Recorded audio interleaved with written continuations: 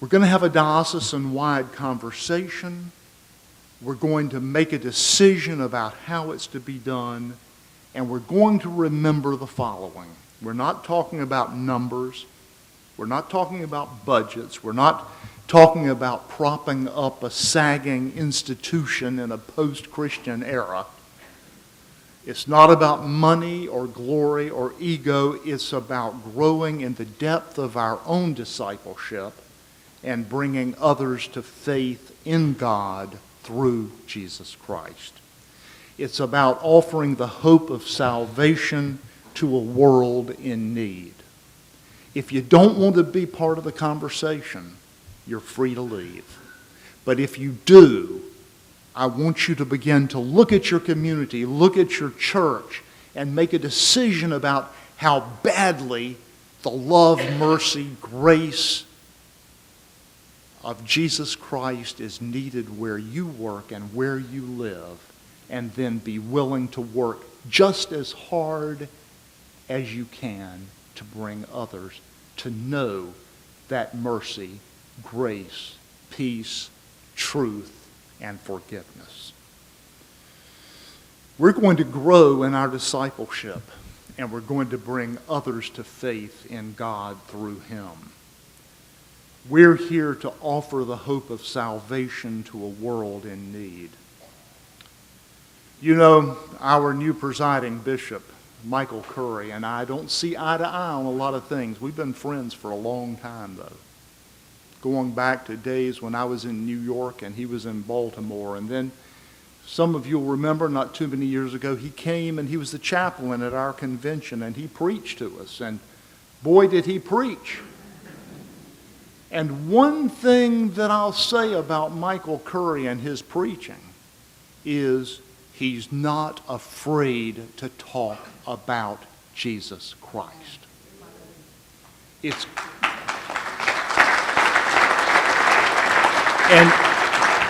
And let me ask you this, isn't it liberating?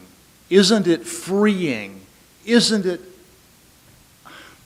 an inspirational thing to be members of a church where our presiding bishop isn't afraid to talk about Jesus Christ?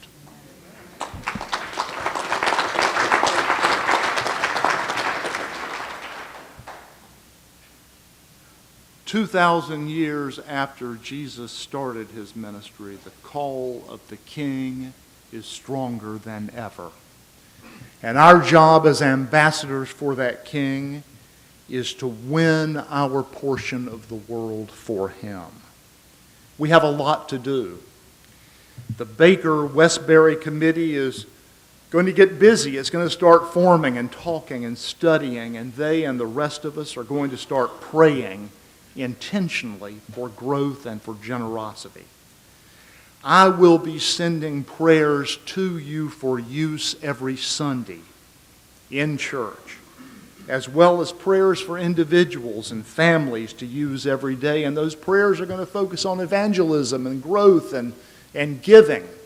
And those prayers are meant to be used and taken seriously. I invite you to send me prayers for my own use and to send along to others. We will begin this work on our knees. I remember 4, 5, 6 years ago when we were in the process of trying to re-nourish the lake at our camp and conference center. You all remember that? How dry it was. It was a desert, wasn't it? It was a desert, and we were raising money. We needed, what was it, $300,000 to set up a series of pumps and vats to hold the water and a system for the water to trickle down and come back into the lake. And it was complex.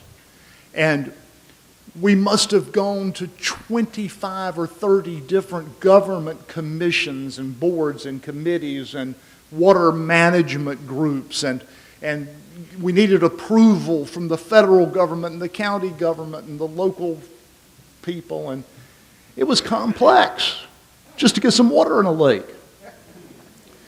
I was at a little church out here, not too far from Camp Weed, sort of in the middle of the diocese, and I was talking to a rector's forum, kind of all 20 members of the church gathered on Sunday morning in the parish hall, and I was answering their questions, and along the way they wanted to know what's happening with the water project. So I started describing it and talking about the plans and the pumps and the vats and the trickling water and then all the different committees and commissions and boards that I'd been trooping around to and talking with and that Fred had been working with. And it took me about 20 minutes, and at the end of it, one very sweet little old lady, you won't mind if I describe her that way when I tell you what she said. She came up to me and she said, "Bishop, that was all really interesting about the technology of getting water for the lake and all the committees and commissions and boards we're having to deal with." She said, "But Bishop, have you prayed for rain?"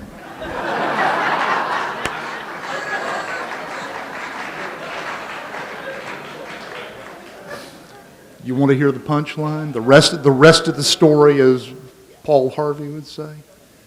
In the car, on the way home from church that day, I started praying for rain. I began to invite others on my staff and people around the diocese to pray. We have never, this is a secret just between the 500 of us here, we have never had to pump the first gallon of water. We've never had to pump.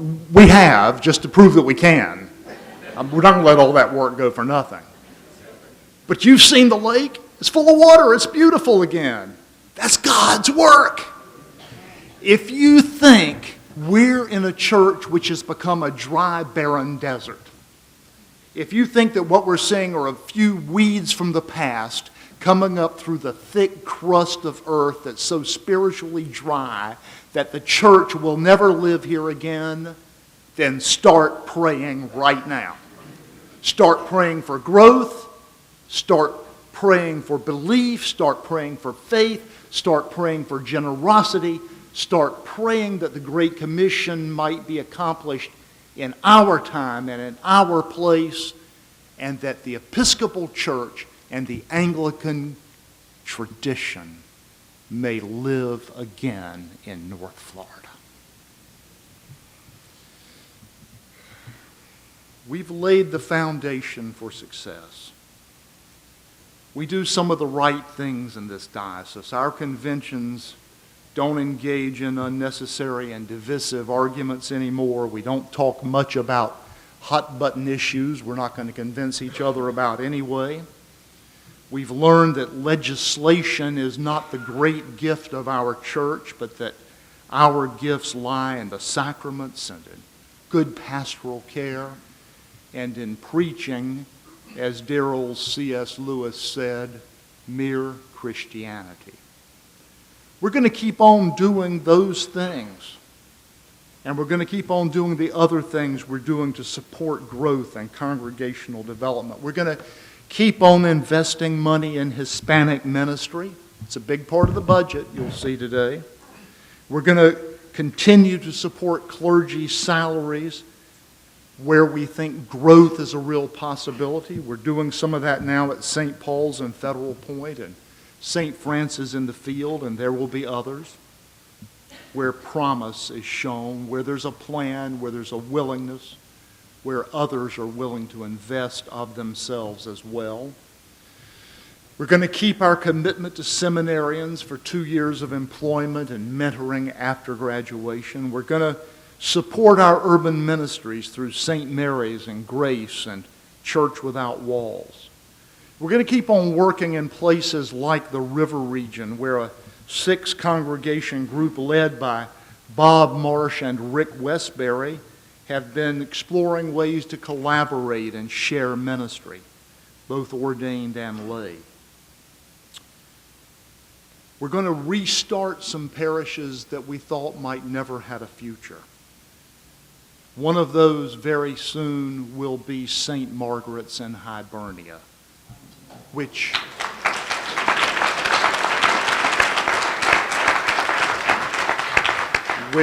God willing, and if one young man whom Allison DeFore has been pursuing down in South Florida, who I'm told has a way with the gospel and an electric guitar, is willing to come there.